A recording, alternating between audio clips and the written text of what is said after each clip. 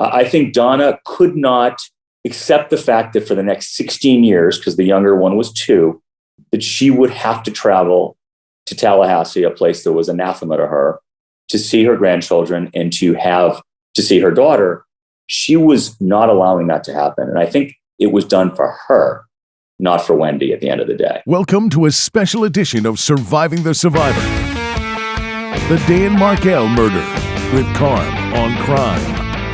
So, Karm, the feedback to the interview we did with Ruth Markell, the mother of Dan Markell, has been incredible. The comments keep coming in, and people are very appreciative of her sharing her story. And obviously, this week, coming up on Friday, we have a big pair of hearings, a sentencing hearing for Katie Magbanua, and also Charlie Adelson has a hearing. So we've got a lot going on this week. And because of that, we have an all-star panel of lawyers to dissect it all. But before we get to that, for those who've had their head under a rock and not been paying attention to this case, I'm going to sum it up super quickly. Back in July of 2014, Dan Markell, who was a legal scholar who went to a little-known university called Harvard and Harvard Law, he was married to a woman named Wendy Adelson. They had 2 young children. Their marriage started to go south, as mine did this week when my wife came home after going to the bar and woke up my 3 children. Their situation was slightly worse than mine. And July of 2014, Dan goes to drop his kids off at daycare, hits the gym, comes home, and lo and behold, is shot in the head twice and killed. A horrible, tragic story. Police work ensues. They figure out that 2 hitmen tied to Miami were involved in the actual murder. Those 2 gentlemen, Fredo Garcia, Luis Rivera, are arrested and tried. Rivera gets life in prison. Fredo gets a lot of time in prison, and then they connect them to the intermediary, Katie Magbanua, who was just sentenced to life, or about to be sentenced, convicted, about to be sentenced, people believe, to life in prison. And now we are joined by this trio of attorneys who are true all-stars. A quick bio for each of them. Judy Tseng is the founder and owner of the Wake Law Office, born in Chicago and raised in Georgia. She completed her undergraduate studies at the University of California at Berkeley and received her law degree from the Georgetown University Law Center. We welcome her back. David Latt, on the top left of the screen, is a lawyer turned writer who publishes Original Jurisdiction, a newsletter on Substack about law and legal affairs. And he writes for newspapers and magazines, including the New York Times, Wall Street Journal, and Washington Post. And prior to launching Original Jurisdiction, David founded Above the Law, one of the nation's largest legal news websites, a true powerhouse in the legal world. And an equally big powerhouse in the world of law, John Singer, also a Georgetown University Law Center graduate, a former Proskauer Rose attorney, big New York City law firm. He is the co-founder of Singer Deutsch LLP. John has been designated as a New York super lawyer too many times for me to count, but going all the way back to 2009. He makes regular appearances on CNBC as well as all the other cable networks, and he negotiates multi-million-dollar deals and other employment agreements and separations and severance agreements for his clients. I wish I knew this when I left Fox News back in 2018, because I would be a little bit wealthier today if I had just reached out to John. Those bastards at Fox News. Anyway, I digress. So, one and all, thank you so much for joining us. And without further ado, John, since you're the new one, and David, you're the new one, what are you expecting, John, with relation to Katie Magbanua come this Friday, July 29th? So with Katie, there's not much flexibility. She's been convicted, as you know, of murder. And under Florida law, it's a mandatory life sentence.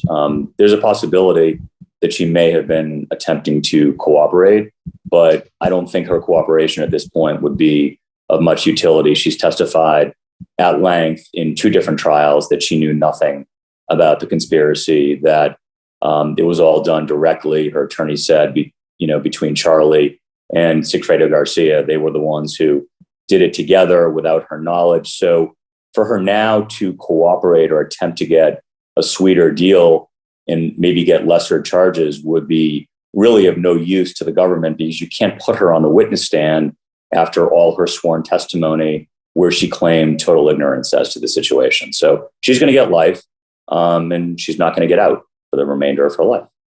And David, do you agree with that assessment? Can she plead with the prosecutors now and say, I know this or I know that, and try to ease her burden in terms of her sentence?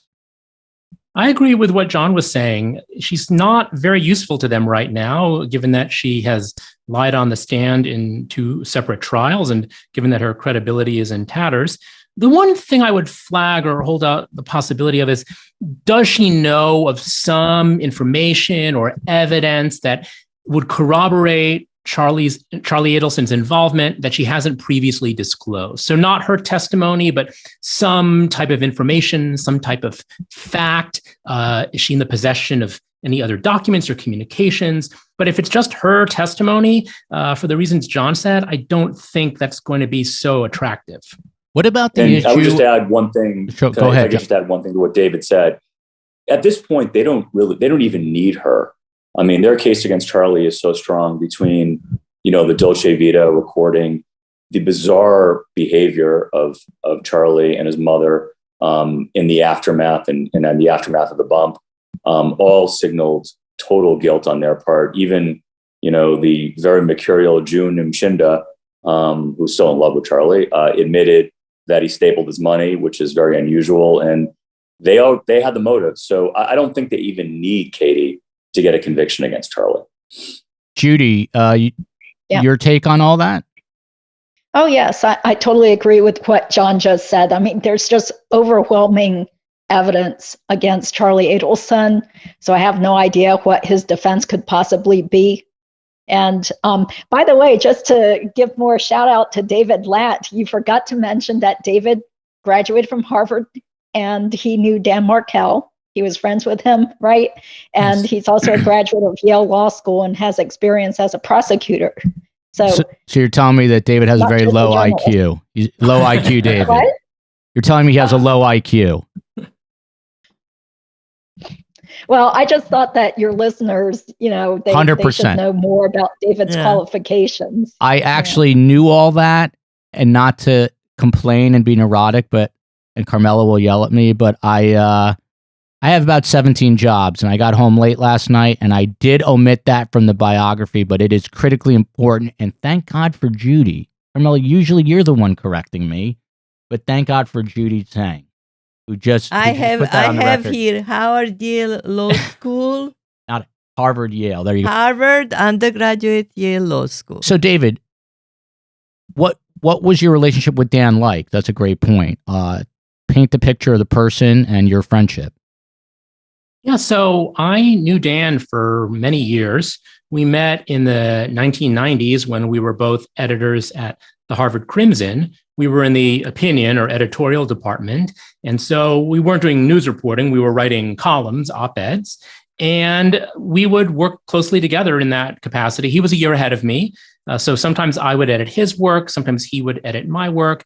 And as your listeners have heard, he was really just absolutely brilliant, an incredible writer at a place where there is a lot of talent. So even there, he stood out. And then Dan and I crossed paths again years later. We were both early participants in the world of legal blogging. I started a legal blog you mentioned called Above the Law. Dan was one of the founders of Prof's Blog, which is a very influential professorial blog. A number of leading law professors or legal academics right there. Dan was one of them. And so we connected that way too. And so sometimes we would get together at blogger happy hours. We would talk shop a lot. But yeah, I kept in touch with Dan. It had been a while since we had been in touch at the time of his murder. And as you mentioned, this month marks 8 years actually since his murder. But no, we were friends. And I really admired him, as did so many others. And people in the legal world, he was such a prominent figure in the legal community. He is still deeply missed. And it's a good point. Last week was the 8-year anniversary of his death, and we interviewed his mother. And his mother, in Jewish law, it's called yahrzeit, where they memorialize the dead, and she was getting prepared to do that for him. Intelligence comes in a lot of forms. Mine definitely does not come in math or science. What made Dan so bright when it came to the law? Yeah, so I think Dan was a very original thinker. A lot of his theories on punishment and sentencing were, you could kind of say, against the grain. So again, I think that was really what people appreciated, because a lot of legal scholarship is rehashing prior legal scholarship, and Dan was really a one of a kind, novel thinker. And the other thing about Dan, I would say, and this has been noted by people who knew him, is he was very honest. He was not afraid to tell you what he thought, even if it was negative.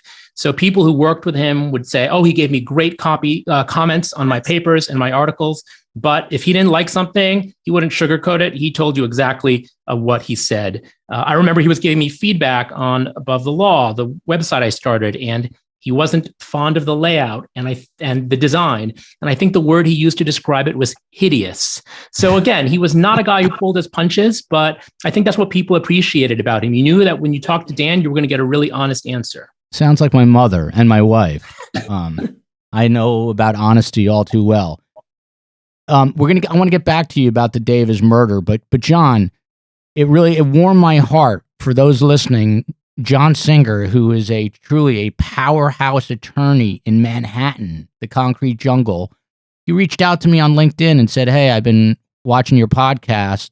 I'm super interested in this case, and I'd like to come on," which he knows how to butter me up. John, what is it about the case? I won't ask about the podcast because that's just too shameless and embarrassing. But what about what is it about the case itself that riveted you? Because this is not really your area of expertise per se, but you're still very interested. How come?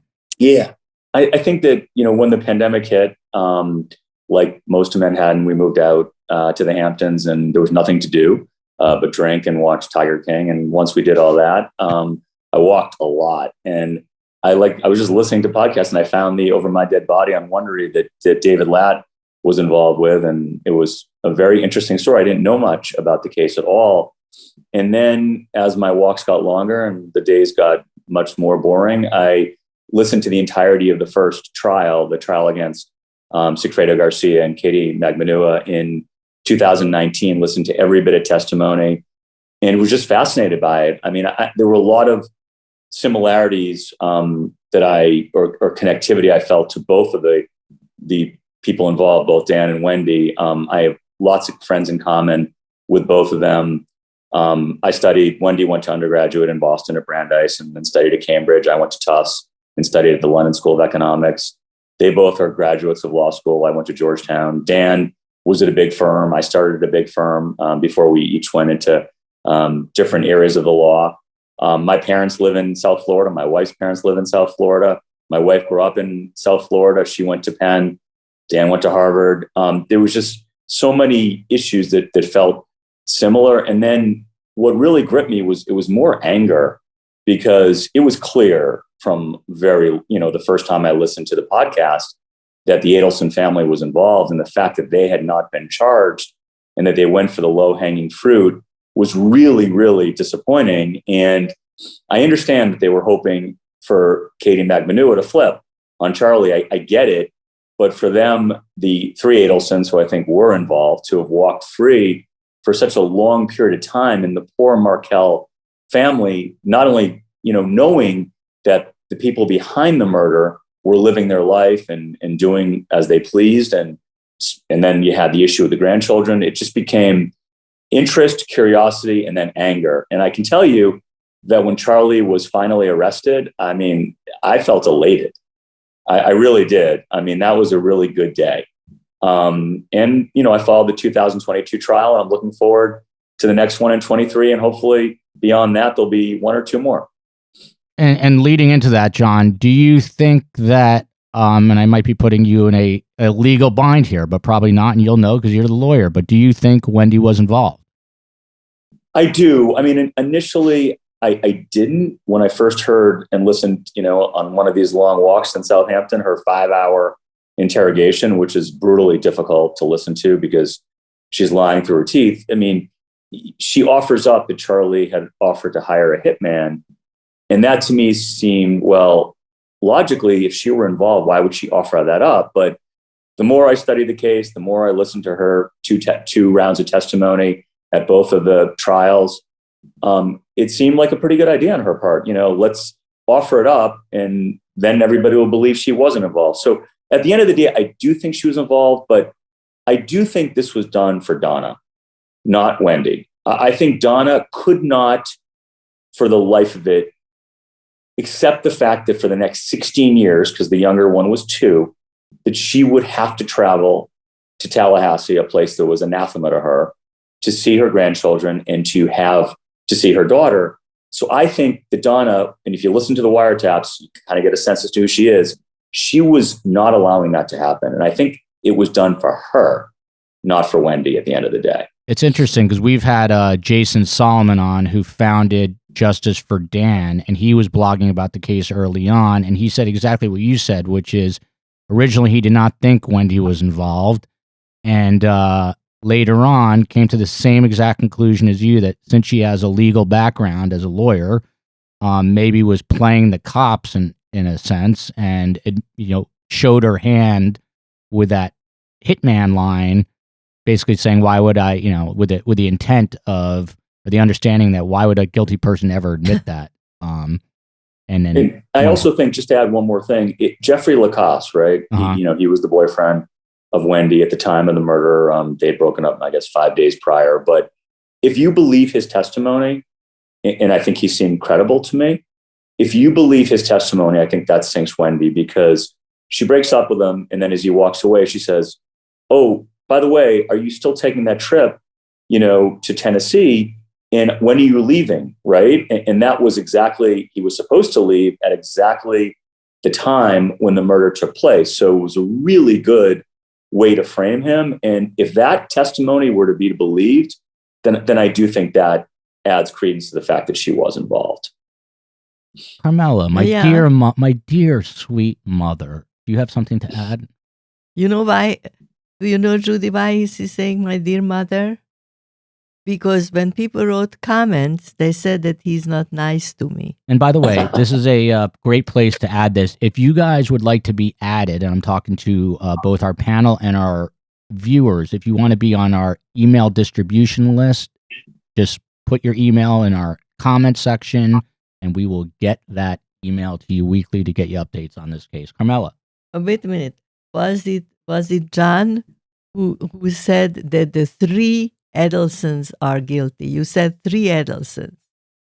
And I was wondering what happened to the 4th Adelson. I always wonder what happened to the father. Is he like this prototypical Woody Allen movies type of passive guy who is sitting in the next room reading a paper? Or is he implicated? Is he involved? Why are you saying 3? Why don't you say 4? Well, there's this, I know you guys probably know the Fancy Fiction, who she's been posting. Shout out to Fancy YouTube channel. She's amazing. I don't even know if it's a he or she, but Fancy Fiction, whether it's a he or she, has been posting lots of the wiretaps that occurred before and after the bump. And whenever Harvey's on the phone, it's maybe a 60-second call with Charlie, and then it's, get mom on the phone. So I know you, Karm, you've queried about Harvey in the past, and I've heard that on the podcast and all of the stuff you guys have been doing on this.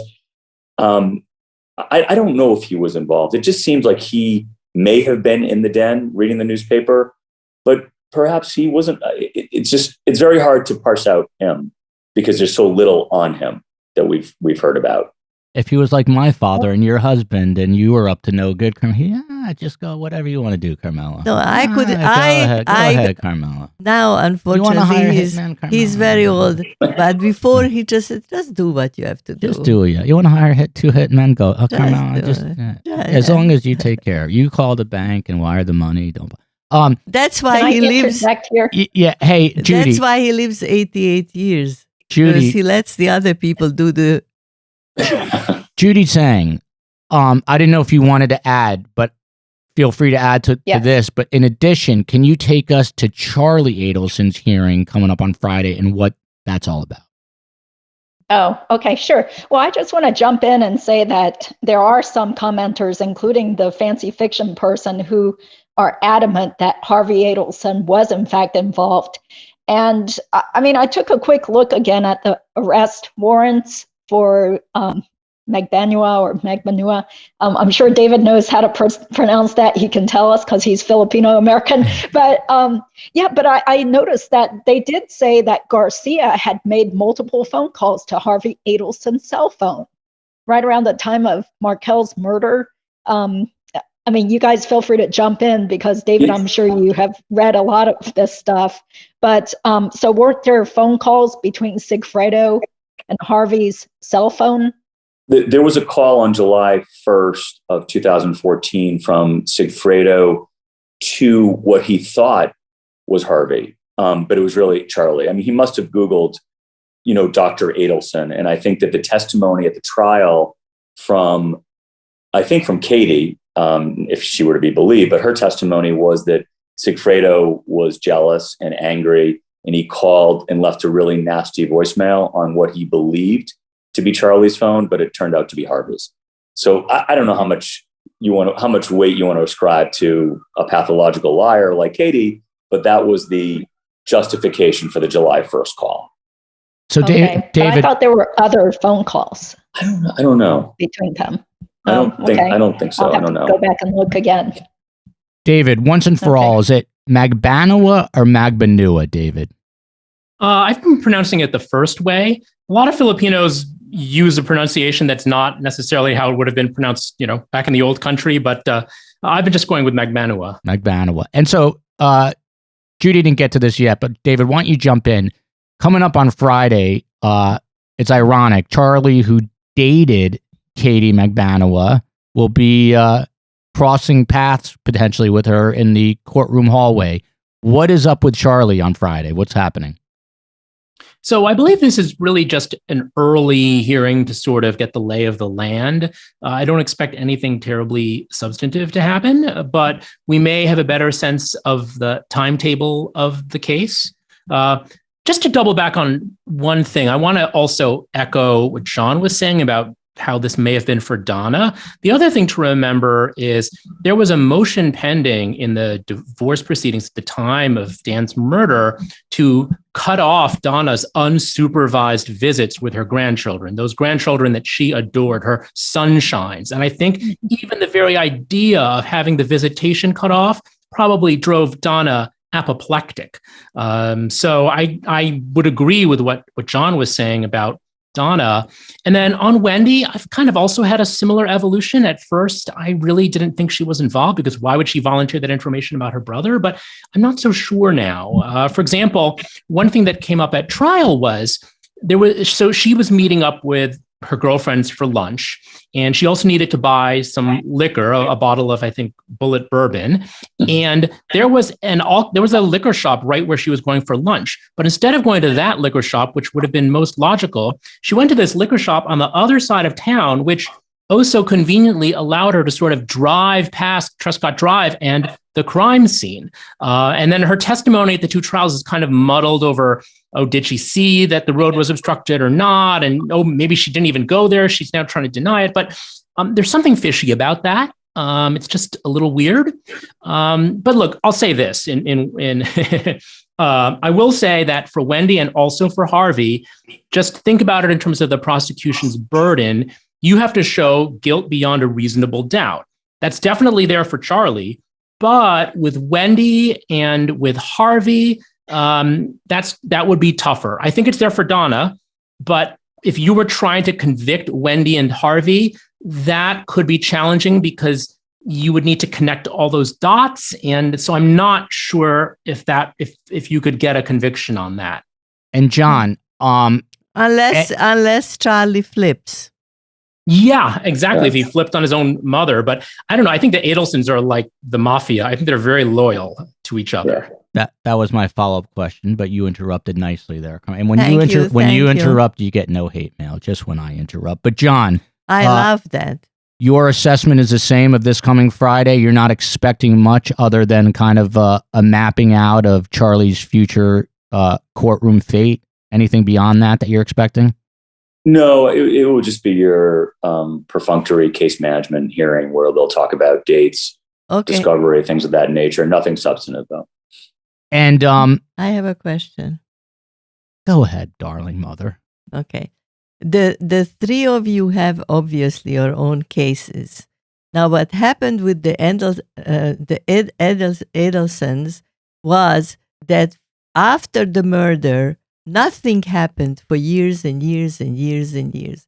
And one of the explanations that I understand, correct me if I'm wrong, that the political system in Tallahassee was protecting them.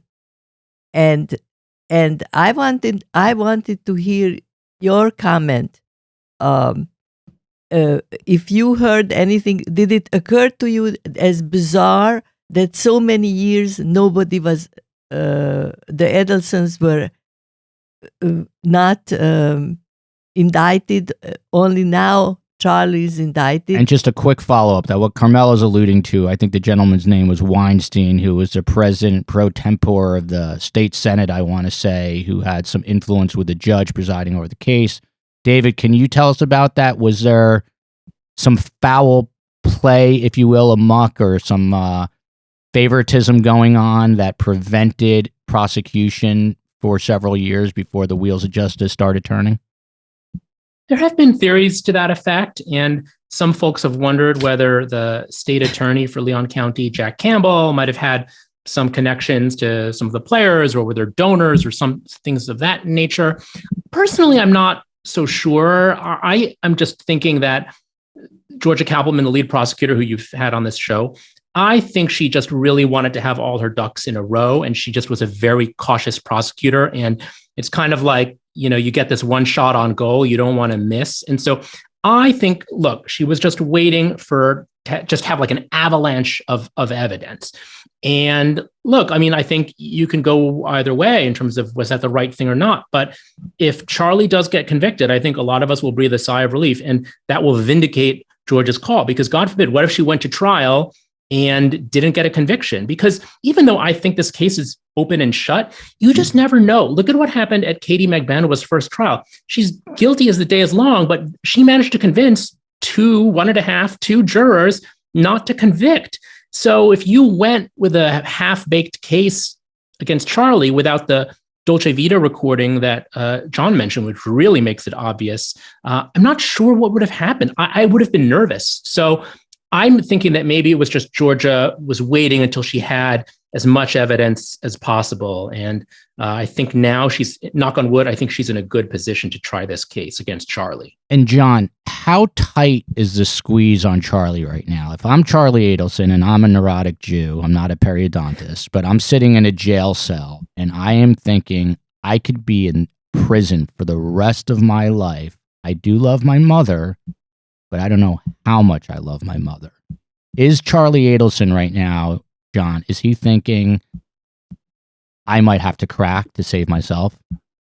See, I don't think he thinks the way you and I think as neurotic Jews, right? I'm a neurotic Jew as well. I don't think he thinks the way we think because he orchestrated the murder of his brother-in-law. Mm-hmm. And if you listen to the wiretaps, right, there was one that was just recently posted on the Fancy Fiction YouTube channel of the day of the arrest of Sigfredo Garcia, and also they had made public the probable cause warrant that indicated that Charlie was involved. He's calm as can be on those wiretaps, talking about insider trading, talking about boats on very young women with whom he was involved, and there's not a hint of anxiety. So knowing, I don't know him, but knowing the type of person that he projects, I think he thinks he's going to win. I think he's in prison thinking that he's got really good lawyers. They've got prosecutors in Tallahassee. He probably doesn't give them much credit, even though they're outstanding. He probably says, I'm going to win. He's got that sort of bravado and that sort of arrogance that, would lead him to be in a delusive state. So I don't think he's happy sitting in prison, but I think he's planning his post-prison life right now. He's a true pathological narcissist, Carmel. Is that a correct? Carmel is a licensed therapist. Is that a correct analysis, do you think? No. No? What is? How would you describe his character? Well, he's the indulged son who always got what he wanted. He As said, she looks at me. He just said, did you all notice? He just said, well, maybe he doesn't care and he will squeal on his mother. Karm, look at John. He's a big, powerful attorney. He goes to the Hamptons in New York. He's not in Florida with his parents. The non-successful the black sheep of the family. I'm here, but I take care of you. Yes, you do. Yes, but you should be grateful for this. Now, right, Judy, you are very detail-oriented, and you have been researching something very interesting, which sort of relates to what David and John mentioned in a way. But Charlie Adelson has a history of being litigious, and attempts to get kind of disability insurance benefits, etc. What have you learned about Charlie through your research? Because this is kind of a lens into who he is. Oh, yes, definitely. Yeah, he's very litigious. He likes filing lawsuits to get his way or to get money. People are still trying to find information about some sort of sumo wrestling lawsuit that was filed when he was 19 years old. I think he said he got injured in some sort of wrestling event. So who knows, maybe back then he was saying that he was disabled and had back pain, because then back in 2009, he was also in a car accident. And then from what I've read, it sounds like in that lawsuit, he claimed that he was disabled and, had all sorts of back problems or who knows what in that 2009 auto accident, which ultimately it said he settled for $6,000. So he's been trying to get disability insurance benefits from two different companies. The first one was Standard Insurance, and they went ahead and sued for a declaratory judgment back in 2017. And Charlie countersued them for breach of contract. And ultimately, that case settled confidentially. So we don't know what happened there. But there was some good information to be had from that lawsuit. I read portions of the deposition there. And then more recently, he's still involved in a lawsuit involving Berkshire Life Insurance. So there's just like a plethora of information out there. I haven't even finished reading half of it. But, in a way, this ties into what David and John mentioned, that, playing this waiting game actually paid off, because look at what's been going on in the last 5 years. If Charlie had just flat out been arrested, we wouldn't have this big jackpot of additional information that makes Charlie look bad, very deceitful, lying in depositions, traveling all over the place while saying he's disabled and he deserves, disability insurance benefits. It's just really crazy. So that second case against Berkshire is still going on, and, it'll probably be on hold for who knows how long until its criminal case is resolved. And David, I know you're not a therapist, but in light of what John said about kind of his narcissism and belief that his lawyers can get him off, and in light of Judy digging up this information that he's very litigious, is it your contention that he is sitting in jail thinking my lawyers are going to get me out of this? I do think that he's a very arrogant person. And so I think he probably estimates his chances of beating this as much higher than they really are. One thing that's interesting is he has had a change of counsel. He was previously represented by David Oscar Marcus, who is a very talented trial lawyer, really one of the best in not just Florida, but the country. Marcus parted ways with him. It wasn't clear why. And now he's represented by Dan Rashbaum, who is also a very talented trial lawyer, although perhaps not quite as well known as Marcus. And there has been some speculation that maybe Charlie didn't like things that David was telling him about his chances in this case. Again, that's all speculation. None of them has commented publicly. But I tend to agree with John that Charlie probably thinks he has a better shot of beating this than he does. One thing I would say is I think he's going to find himself in a tough position if he were to try to flip on Donna, because just given the heinous nature of the crime, and also just given how entitled Charlie is, I find it hard to imagine what resolution could they reach that would be acceptable to both the prosecution and Charlie. I'm sure Georgia and the prosecution would love to see Charlie in prison for the rest of his life. And Charlie probably, would want to serve minimal, if any, time. And so I think that's going to be a hard deal to cut. And so if he can't reach a deal with them, then he has no incentive to flip on Donna anyway. What kind of leeway does Georgia Kappelman have in terms of like negotiating a deal in terms of prison time? Can she, how much discretion does she have? Can she say you only need to serve 5 years, or is there a kind of a mandatory minimum that they would have to use in negotiations? In other words, how hard can they squeeze Charlie, and how lenient can they be with in a plea deal potentially? Well, I mean, I think that you saw that with Rivera. I mean, he was obviously one of the two hitmen. He was already serving time in prison for drug charges, and he got an additional 7 years that was negotiated by Georgia's office, the state attorney's office. So there can be a plea to different charges that accessory after the fact, things like that. But he's the ultimate big fish that they want. I don't think that Don Adelson is who they're after first and foremost, even though I do believe that it was done for her and she was as guilty as anybody. But I think Charlie is the fish. I mean, he's a 45-year-old arrogant individual. She's now in her 70s. And that dovetails into just another thing I wanted to say on her. I don't understand why she hasn't been arrested yet, because with Charlie, everybody assumed that Katie would flip, right? She's got small children. If she had flipped, it sounds like she would have been sprung from prison immediately. So they all assumed, the entire state's attorney's office assumed that she was going to turn state's evidence on Charlie. And the fact that she didn't was really surprising.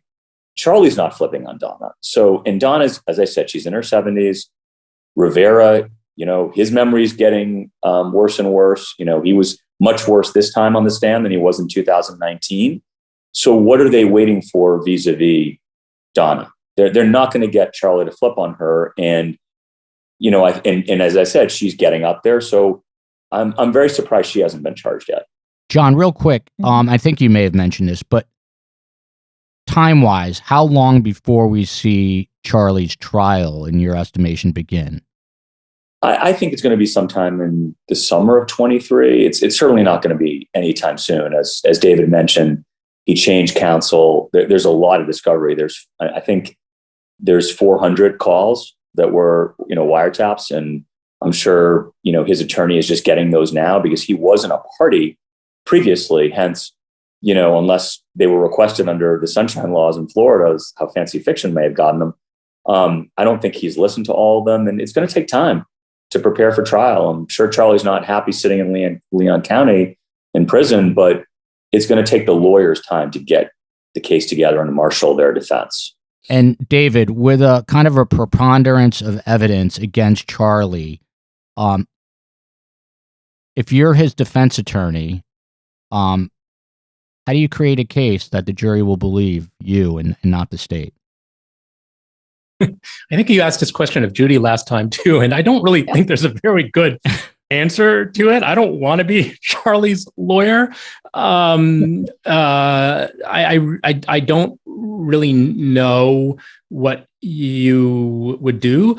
I think you'll basically kind of do the Hail Mary of defense lawyers, which is rely on the standard, which is not just a preponderance, which is the civil standard, which is kind of like 51%, but beyond a reasonable doubt. Like you really, really, really have to be practically, 90, you can give a different number for what beyond a reasonable doubt is, but it's a very high standard. And so I think all the lawyers can do is just harp on beyond a reasonable doubt. And then, as to each individual piece of evidence, try to raise questions about that evidence. So you saw this a little bit from Magbanua's lawyers when it came to the Dolce Vita recordings. Oh, what is this? We can't hear it. It's fuzzy. Maybe they're talking about something totally innocent. Is the prosecution showing you or letting you hear everything?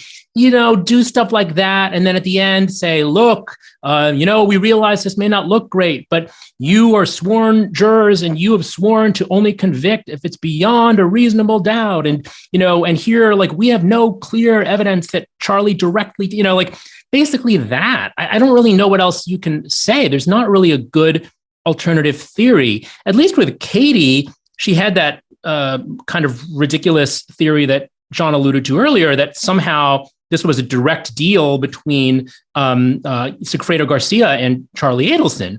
But with Charlie, everybody has been saying he's guilty. Magbanua's lawyer said it's Charlie. Sigfredo's lawyer said it's Charlie. All roads lead to Charlie. So I think that they're just going to have to say beyond a reasonable doubt, beyond a reasonable doubt, beyond a reasonable doubt. John, do you agree with that? Is there a bomb that they can drop? Yeah. See, here's what concerns me. I mean, I think we all know his intent was to have Professor Markel killed, but I think that what he's going to go with is, and I've kind of thought about the different iterations, he's going to say that, that Dan wasn't playing ball. He wasn't allowing the relocation to go forward. So they sent these two hitmen from Miami, not to kill him, but maybe just to scare him and to say to him, look, unless you play ball here, unless you allow Wendy to relocate, there's going to be worse things that could happen to you. Again, that did not happen, but I think that may be the only defense that he's going to come up with. And and that does concern me a little bit, because you're looking at two unsavory characters. Rivera was the president of the North Miami chapter of the Latin Kings. Obviously he's a bad guy, and Garcia has a long rap sheet. And maybe Charlie, maybe they say that, and the one juror could say, yeah, that sounds plausible. And that's what concerns me. But again, we know that didn't happen, but jurors are jurors. So. No, unrelated to this, I always get off on tangents. How long will, I assume that Katie Magbanua will is appealing this. And how long does it take to go through the appellate court? Approximately. How long will it take for that to get through the appellate court? Judy? Usually a matter of... I'm go ahead. guessing maybe 1 to 2 years, Yeah, and that's what I would say. And possibly, given that I don't think she has very good grounds for an appeal, maybe even a little less than a year, possibly. Sigfredo Garcia filed an appeal, and it was disposed of in very short order. And I think that Katie has even fewer arguments for appeal, because Garcia had some interesting points. First of all, you always quibble about what was allowed into evidence or excluded from evidence. But, he also had this weird setup where he was tried jointly with Katie, and the defendants wanted separate trials. But with Katie, you don't even have that. She got her own trial, just as defense lawyers would have wanted. I don't really know what good grounds for an appeal she would have. So I agree with Judy, but I think 1 to 2 years tops. And I can tell you as a Dateline devotee, Carmel, it is very, very hard to appeal a criminal murder conviction. David, I wanted to ask you before I forget, were you in touch with Dan at the time he was killed? And what did you... he said no.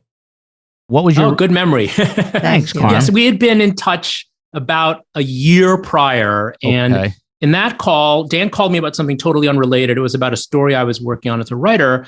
But Dan alluded in passing to having a very ugly divorce, because I hadn't heard about his troubles with Wendy. So I was just making small talk. And I said, oh, how's Wendy? Because I had actually met Wendy. Dan and Wendy and I met up for coffee in D.C. at one point. And by the way, this was when they were very happy, and she seemed lovely. So I just, oh, how's Wendy? And he says, oh my gosh, I'll tell you later, but we're in the midst of a very ugly legal battle. And so, but that was a year ago. That was a year prior to the murder. And so I had not been in touch with him really immediately in the months leading up to the murder. And then when you finally got the news that he was murdered, what was your reaction? Did you think there was any chance the family could be involved? So in one of my first stories for Above the Law, I actually went there. I outlined several theories. I said, well, maybe it was related to his work as a professor. Was it an angry student or an angry colleague? Maybe it was related to this case in which he was serving as an expert witness involving some allegations of violence. Or maybe it was related to his acrimonious divorce from Wendy. And I knew he had this acrimonious divorce because he had mentioned it.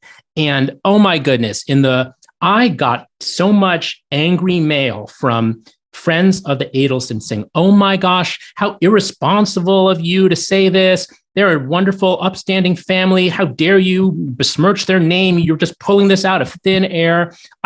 So I was one of the first people to publicly float the idea that this could be tied to his marriage. And I got an earful on that one. Well, we picked up the baton on the hate mail. Don't worry. We get plenty of that. And one of the things people were annoyed by that, it was my question about what would you do if you were the defense? Why are you trying to help Charlie? Why are you trying to help the Adelsons? I'm not trying to help. I'm just trying to get some legal perspective. But John, back to you, and we'll wrap it up in a few minutes because I know you guys, your billable hours are more than my yearly salary, and I have to be fair to you.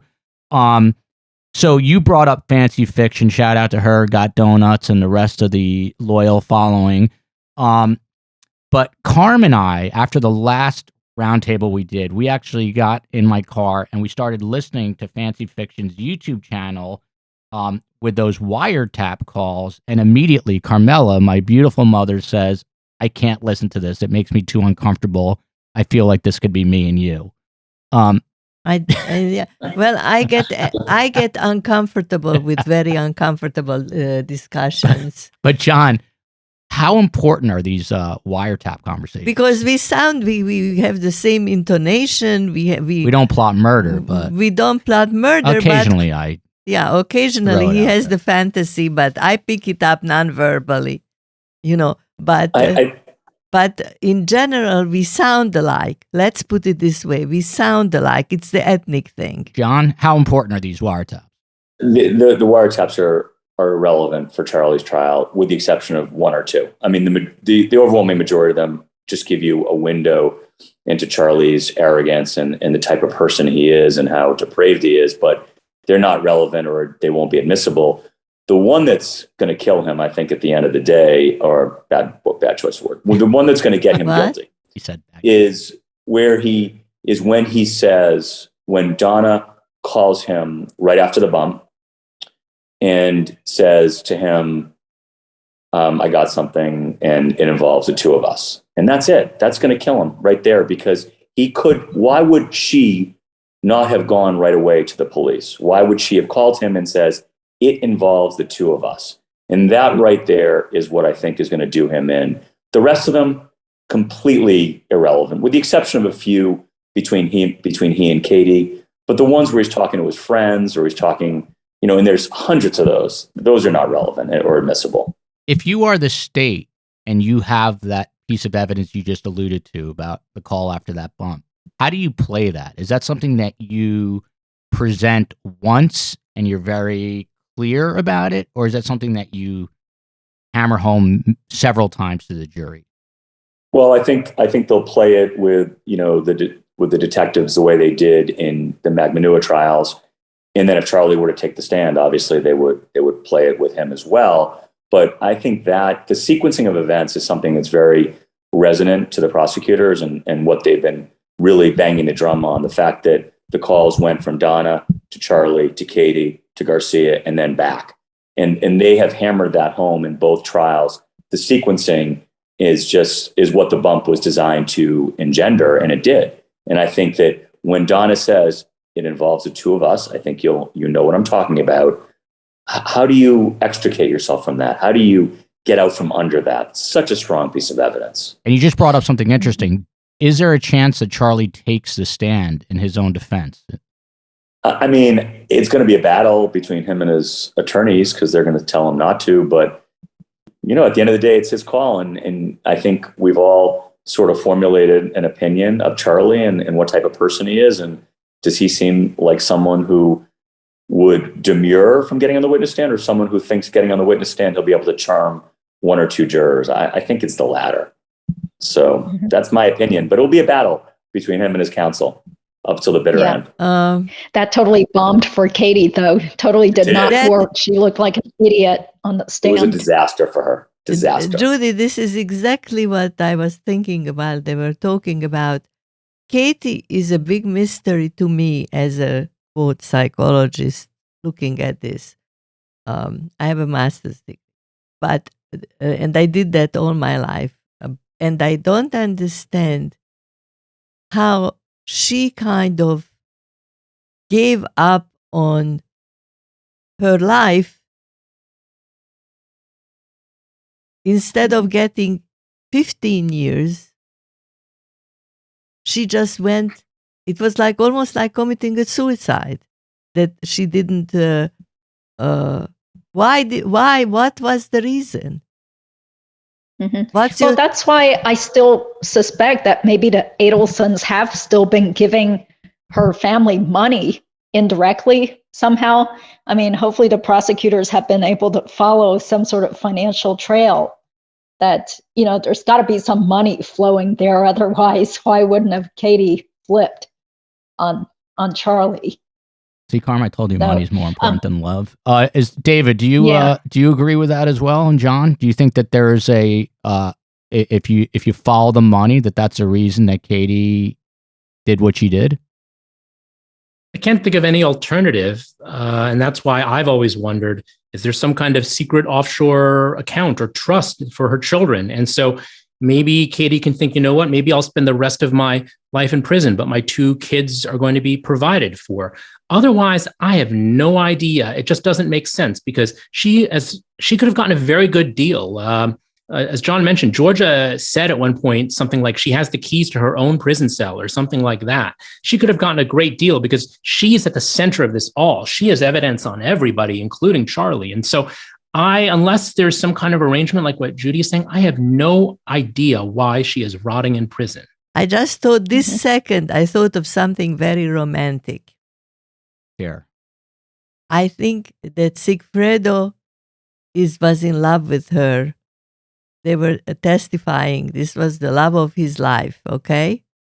Mm-hmm. And he is now sitting for life. And it could be that she thinks if she goes out and he stays in, he'll kill her. John?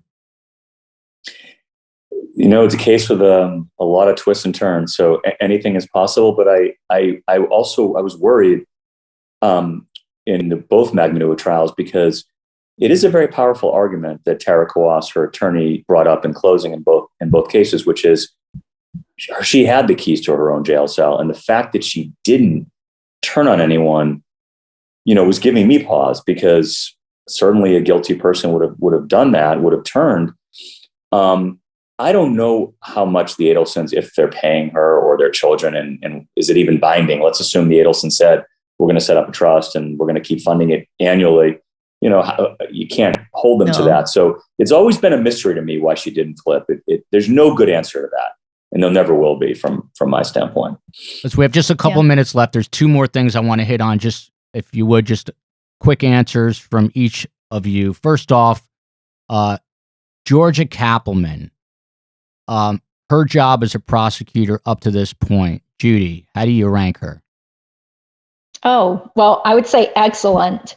I mean, she just really knows how to keep her cool and how to just keep pressing buttons, like when Katie was being very evasive on the stand as to whether she was Charlie's last ex-girlfriend or, where did the money come from? How much cash did you make working at those nightclubs?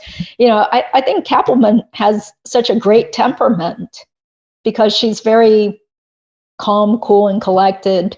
I mean, I probably personally would have been flying off the handle. It seems like a very stressful job. And by the way, while I have the mic, can I ask a question of our guest? Because absolutely, I have another question. Absolutely, we're all hosts. Go ahead, Judy. Oh, okay. So one of my commenters wanted to know, do you think Robert Adelson, the older brother who has nothing to do with the family anymore, do you think he would come and testify against Charlie? And so I was like, I don't know. But on the other hand, how far of a reach can the state have in terms of subpoenaing people? Like, I don't think they can subpoena people from other states, right, for criminal cases.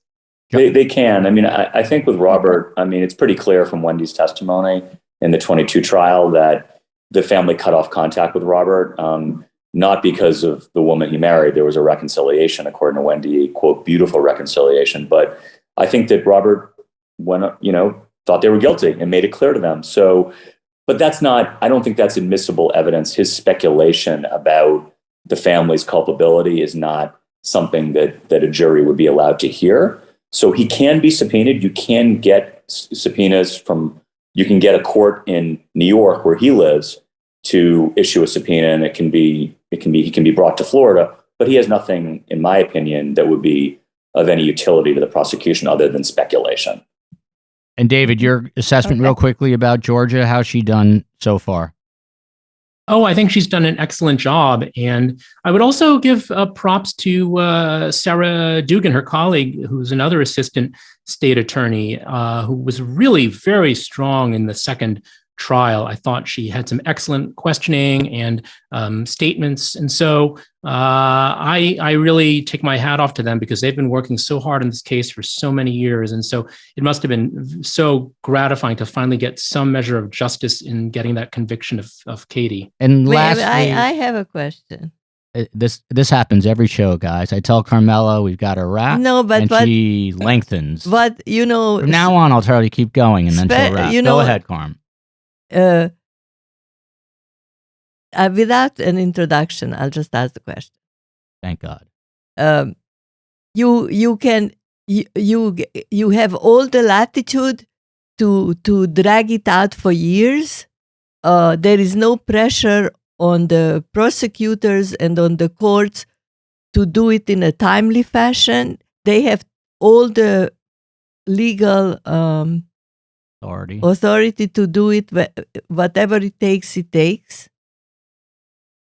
You're referring to charging Donna or the Charlie trial? I think Carmel is asking, why has it taken so long? Yeah. This happened in 2014. And does the state have a requirement legally to file a case in a certain amount of time, or they have their own discretion to build their case? No, the defense has the ability to request the defense is entitled to a speedy trial.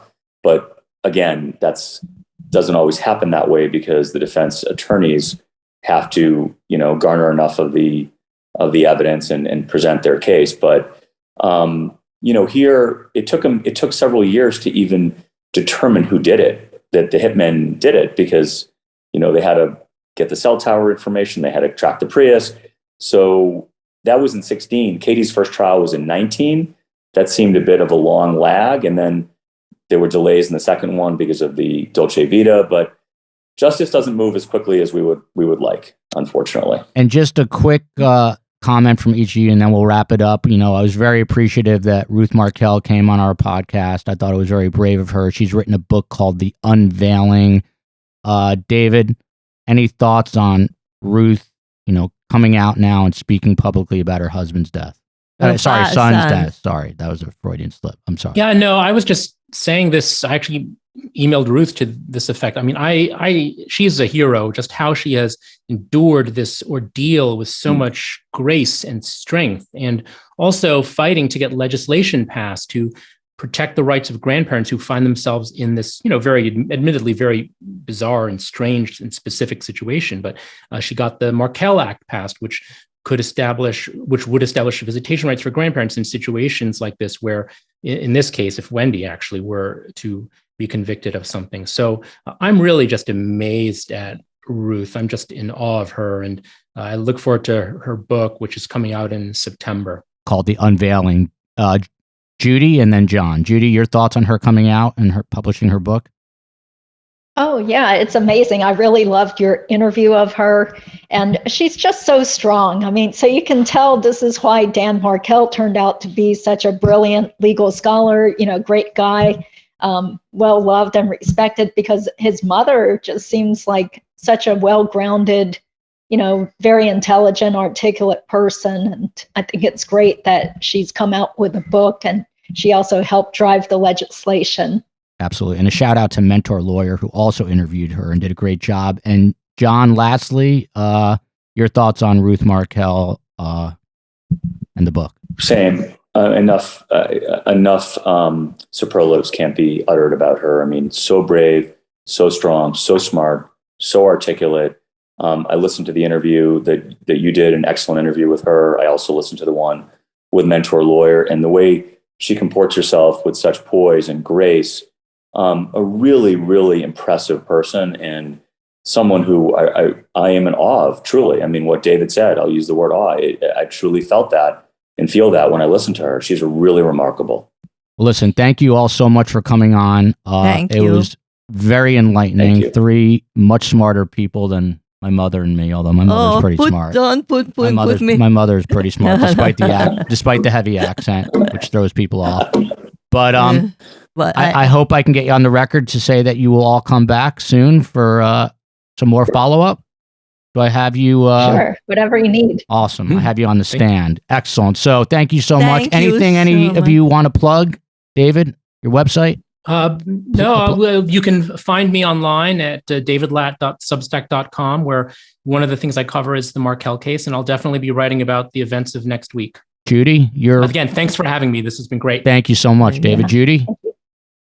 Oh, yeah. So my YouTube channel, as you know, is Asian American Legal Focus, and I'll still be covering more of the depositions and everything in the next week. And thank you. John doesn't need a plug because his billable hours are too high for my audience. But John, is there anything you want to plug? No. I just wanted to give a shout out to Judy, because I listened to it was a roundtable, I think, or something she was doing with Mentor Lawyer about Charlie's particular fetish for certain types of women, and especially the Unum Shinda breakdown that Judy did was hilarious, really, really good. So you should watch that if you haven't. Where is because it's lawyers aren't that funny normally, and I thought it was hysterical because I found June to be a particularly interesting character on the stand in both trials. So awesome job, Judy. Thank you. Thank you for your kind words. I've gotten some hate mail about that and a lot of criticism. So it definitely makes me feel happy when some people actually enjoyed it. But maybe I need to tone down the goofiness. Bad press is better than no press at all. And John, when I leave my next TV news network, I'm coming to you to extricate me. But thank you guys all so much. We'll do it again soon. Thank you. And love you, America. Thank you.